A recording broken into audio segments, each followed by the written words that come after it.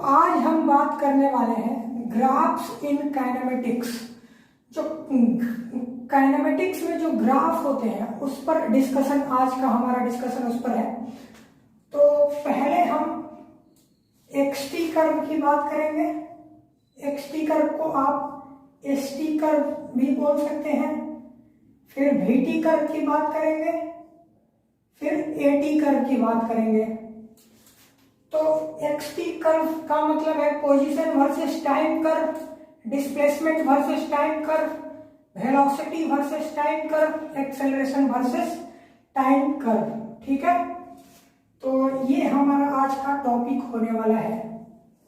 तो फर्स्ट हम लोग बात करेंगे एक्सटी कर्व के बारे में, एक्स वर्सेस टी कर्व, और यूं कह लो कि वो एस वर्सेस टी कर्व के बारे में आज हम बात करने वाले हैं।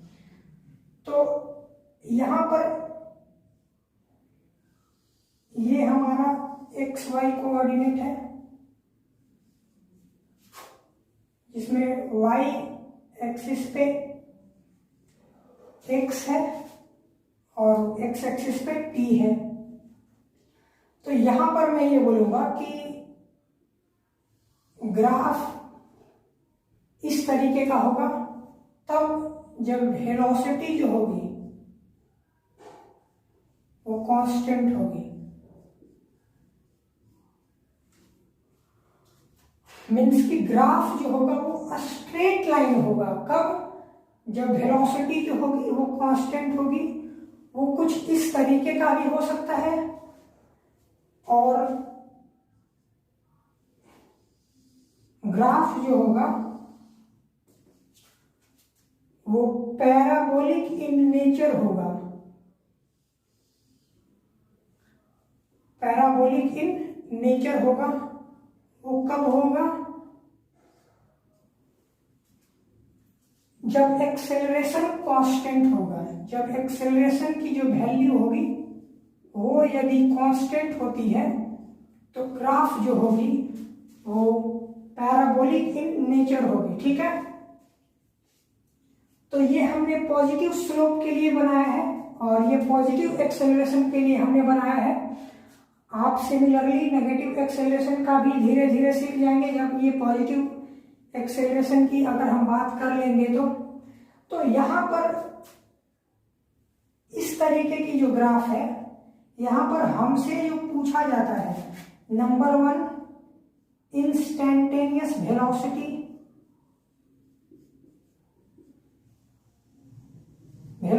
पूछा जाता है, एंड सेकंड एवरेज वेलोसिटी हमसे यहां पर पूछा जाता है। ठीक है,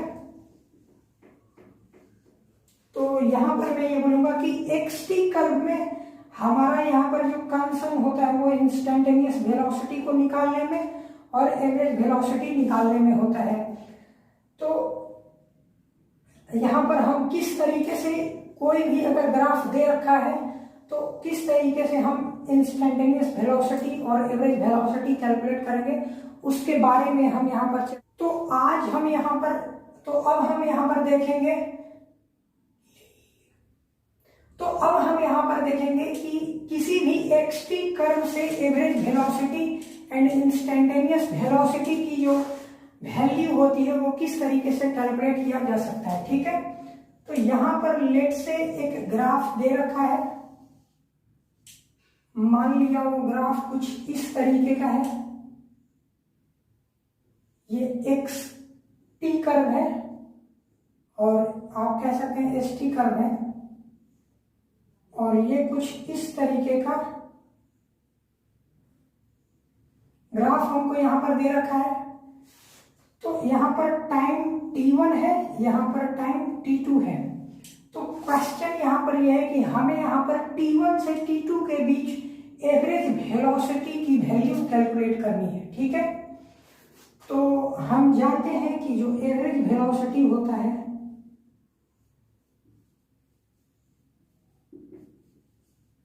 वो क्या होता है? Delta x upon delta T.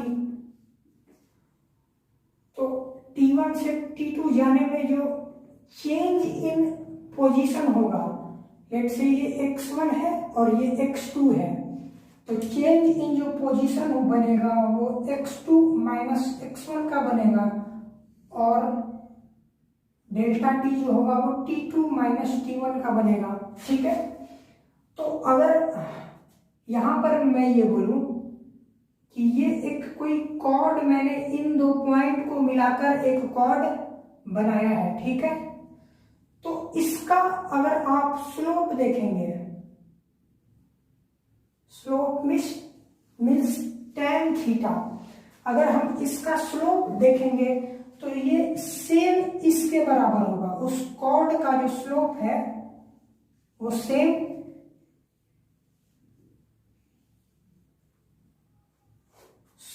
इसके बराबर होगा।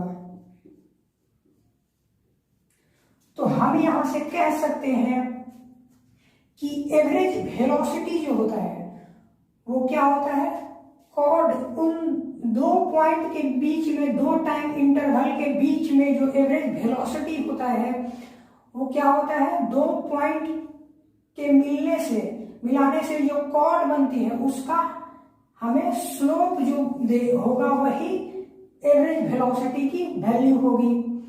ठीक है, तो अब हम बात करने वाले हैं इंस्टैन्टेनियस वेलोसिटी क्या होगा। ठीक है, तो यहां पर अगर हम देखें तो एवरेज वेलोसिटी जो होता है एक टाइम इंटरवल के बीच में हम बात करते हैं, लेकिन वही अगर हम इंस्टैन्टेनियस वेलोसिटी की बात करें तो वो एक किसी पर्टिकुलर मूवमेंट ऑफ टाइम पर हमें कैलकुलेट करना होता है। ठीक है, तो यहां से हमें पता चलता है कि जो एवरेज वेलोसिटी है वो क्या है, स्लोप ऑफ कॉर्ड है। ठीक है, तो अब हम जब इंस्टैन्टेनियस वेलोसिटी की बात करें, भी इंस्टैन्टेनियस की, तो जो स्लोप ऑफ कॉर्ड होगा, अगर इस मूवमेंट पर अगर हम बात करें तो इस मूवमेंट पर कॉर्ड जो होगा वो एक टेंजेंट होगा।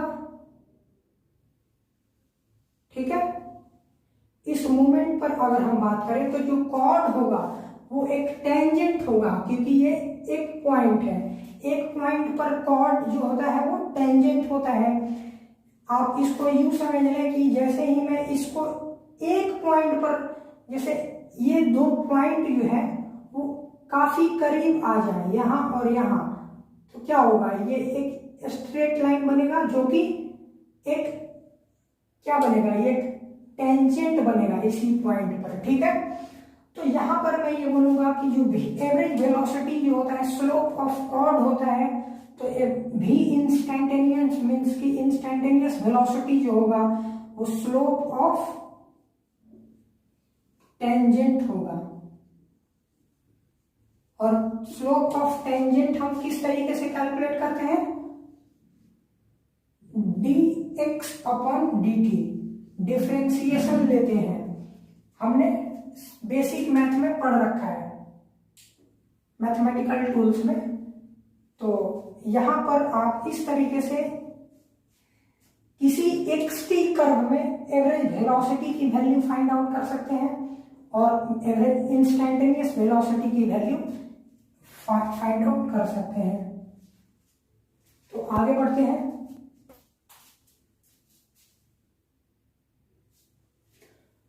तो नेक्स्ट जो हमारा टॉपिक है वो vt कर्व है, वेलोसिटी वर्सेस टाइम कर्व।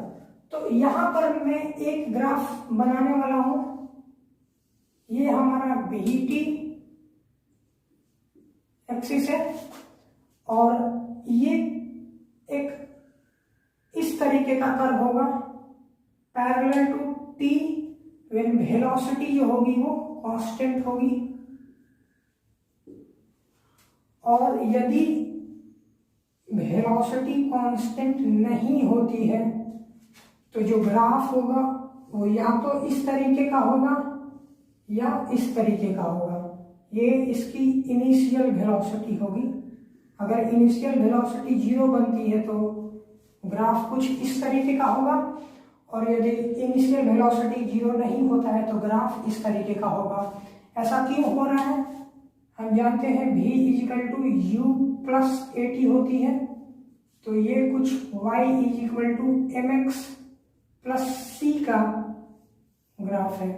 ठीक है, तो इनिशियल वेलोसिटी अगर u नॉट होती है तो c u नॉट होगा, और इस तरीके से आप देख सकते हैं।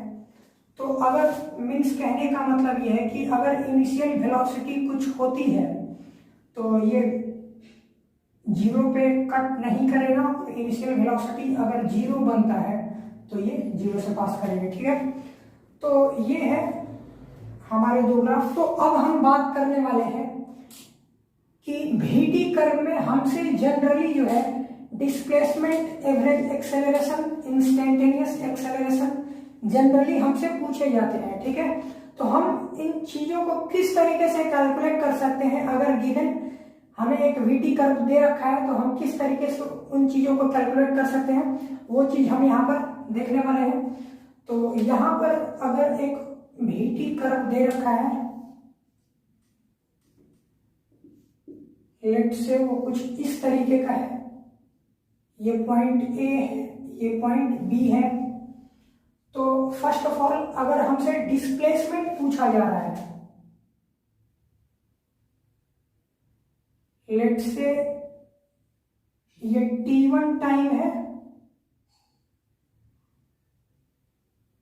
और ये t2 टाइम है, तो हमसे यदि t1 से t2 के बीच की जो डिस्प्लेसमेंट यदि पूछी जा रही है तो हम क्या करने वाले हैं, जो डिस्प्लेसमेंट होता है वो एरिया अंडर कर्व होता है।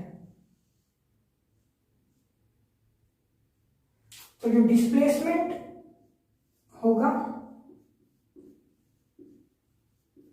इन displacement from t1 to t2 interval जो होगा एरिया अंडर कर्व, तो वो जो होगा वो एरिया अंडर कर्व बनेगा।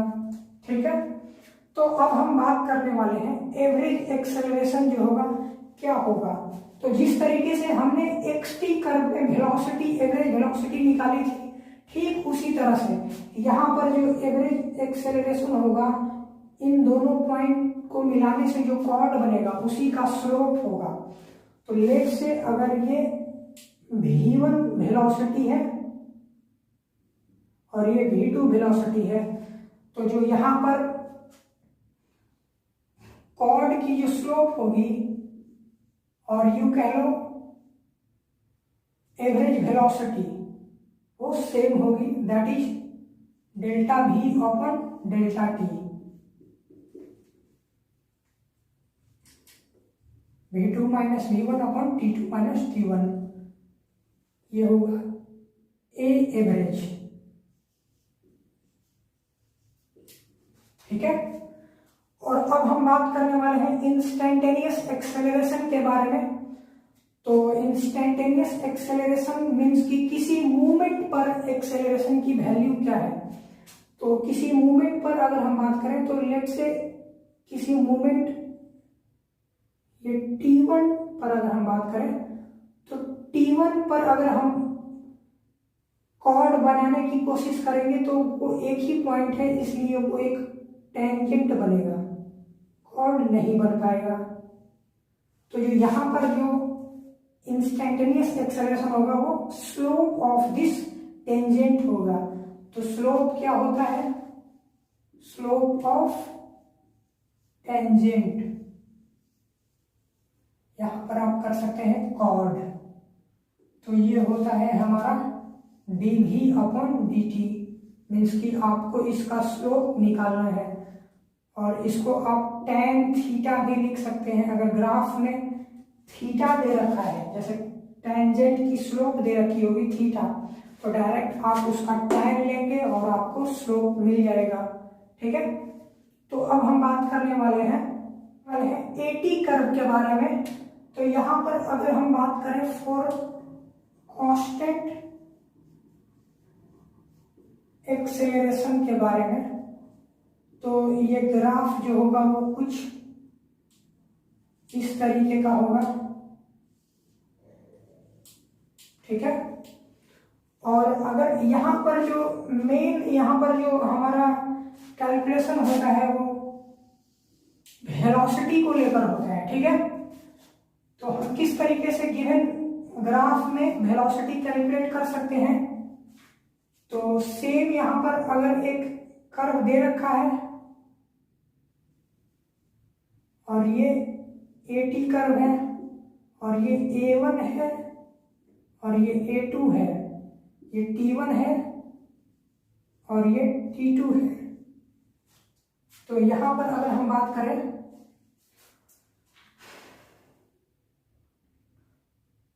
तो यहां पर जो चेंज इन वेलोसिटी होगा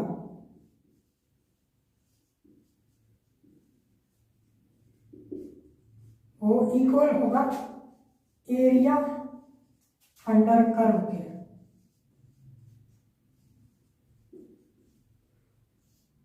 चेंज इन जो वेलोसिटी होगा वो एरिया अंडर कर्व के इक्वल होगा।